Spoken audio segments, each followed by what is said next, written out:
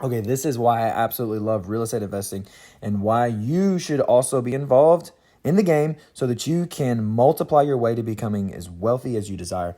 This property right here is a comparable property for sale to a property that my brother and I own about a half mile down the street. So let's take a quick look at it. I want to show you how nice this thing is. Beautiful, right? Nice. We love it. Okay, we get the point. So our property is about twice the size of this. And when I saw this thing listed, I'm like, oh my God, I hope this thing sells because now we have a new comp, a comparable, to justify a new value on our property. So if I just assume that we can pull in about 80% of their price per square foot, let's just assume that their sells for a higher premium, right? And again, this has to actually close and sell for all this to be legit. So if I do that and I multiply 80% of their price per square foot by our square footage, which is about 6,500, that gives me $1.6 million. Okay.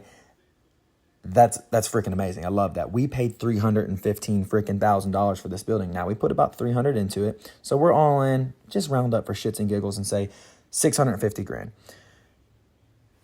Well, I've got a new comp that should justify it being worth about 1.6 on the conservative side.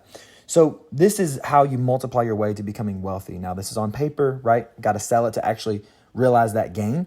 But I don't want to sell it. I want to hold it and it to increase in value and to be able to keep building my wealth through owning and controlling real estate.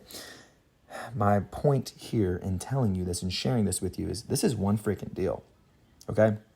I think you can do some math and see how quickly, you do this a few times, a lot of times, how quickly you can really start to build wealth. One property, one deal, 2-3 short years.